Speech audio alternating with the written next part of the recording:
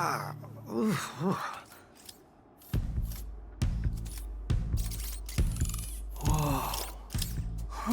An error has occurred. Please proceed to the checkpoint. Okay, checkpoint. Where's that? Don't worry. Probably no big deal.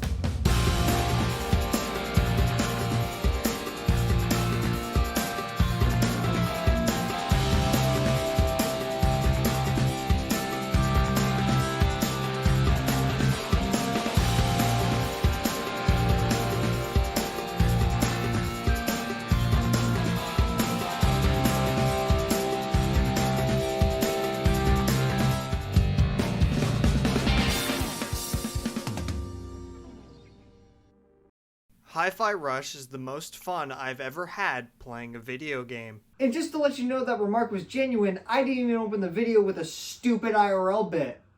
This game is that fucking good. It encapsulates everything a good video game should be. It has a likable protagonist, fun gameplay, and an absolute balls-to-the-wall soundtrack. And also it's finished in under like 10 hours. This is going to be a hard video to make because usually when I play a game, I can find some things I don't like about it and discuss how they could have been improved upon or how I personally didn't like that thing. However, in Hi-Fi Rush, I genuinely cannot think of a single thing I didn't like. So yeah, it's going to be a video where I just kind of gush. It's a gushing video, guys. This is what you're in for. The whole thing kicks off with the protagonist Chai getting a fancy new robot arm. But the CEO accidentally drops Chai's iPod Nano into the arm replacement machine, and it gets fused into Chai's body along with his new arm. After that, Chai is declared a defect and is being actively hunted down by the company, so he has to defend himself by using his new superpower known as having a robot arm. This being a spectacle fighter like Bayonetta and Devil May Cry, combat only happens in enclosed arenas and you get a grade based on how well you do. The main core of the combat is that your light attack hits on every beat and your heavy attack hits on every second beat. This makes the combat have a great sense of flow, and honestly might be the best sense of flow in any video game I've ever played. And if you ever fall out of beat, you can either look around at the environment because literally everything is synced up to the beat, or just turn on the in-game metronome. But honestly, you shouldn't really need to because the soundtrack will have you bobbing your head up and down so much your friends and family might mistake you for a fucking bobblehead. Chai himself also keeps up with the beat with his idle animation and his steps when he's moving. Unfortunately, there isn't a run button, only a dash that isn't really that fast, but it doesn't need to be.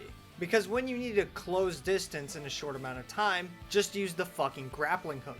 Because every really good video game needs to have a grappling hook.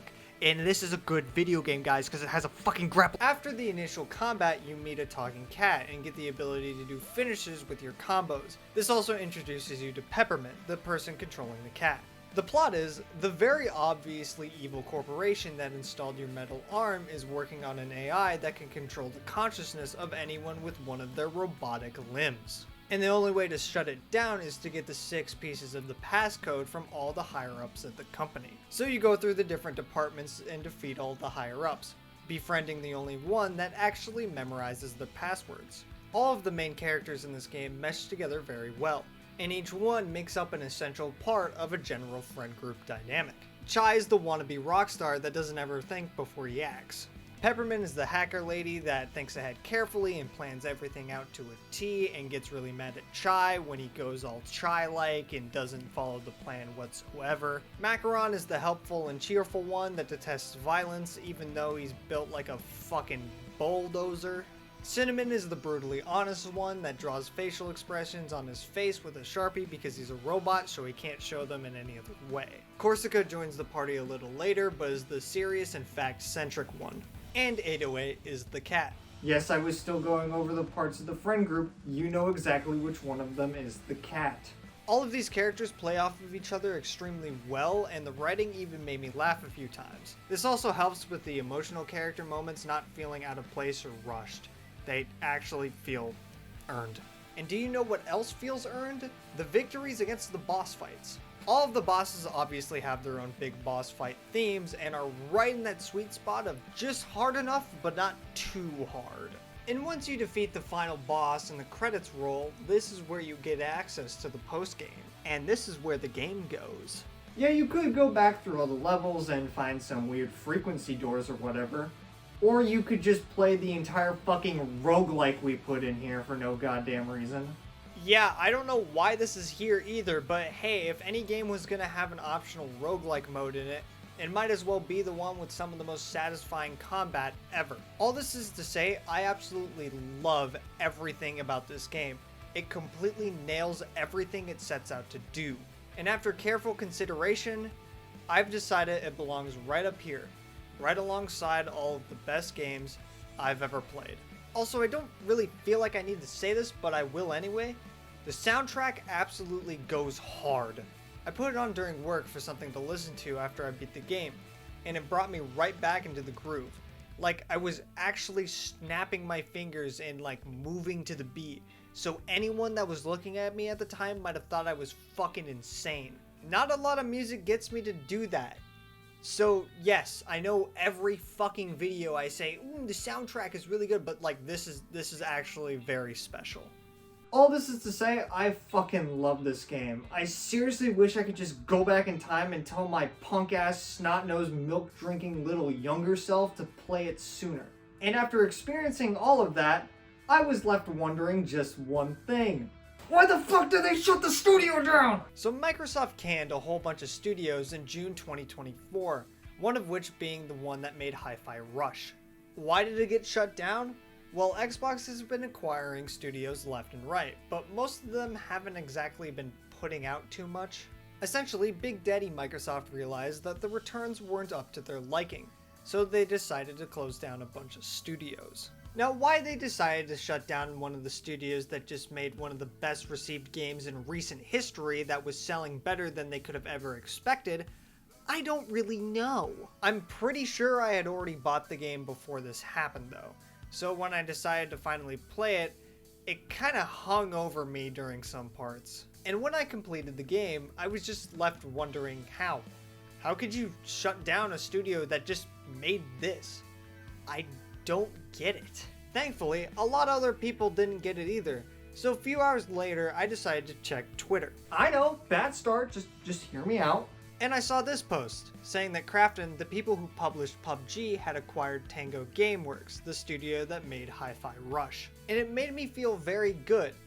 I know, Twitter doesn't usually make you feel like that. I don't know what's in store for Hi-Fi Rush, because everything's kind of up in the air right now, but it definitely looks a lot better than it did a few months ago. So, you're actually gonna learn how to play guitar? Yeah, gotta practice. Need a backup job, just in case this doesn't work out. So yeah, that's kind of just the end of the video. Hi-Fi Rush really reminded me of why I love games in general, and I kind of needed that. Listen, the lack of uploads isn't just because of school, or my job, or moving again. It's also because 2024 hasn't exactly been the best dude-ski year. But I'm here now, and I want to try to at least do a video a month, because I feel like that's pretty manageable. Going full-time on YouTube has always been my dream. But I feel like in order to, achieve that dream, I kind of gotta get it in gear now. Some of the videos might be a little bit different or shorter or whatever, but there'll actually be videos coming out now, so yippee. No, sorry, I'm getting a call. Hello? What? Yeah, this is him. The video is getting too genuine. I need to crack some jokes. Alright, I guess? Okay, joke. Hi-Fi Rush? More like Hi-Fi Gush? God damn it!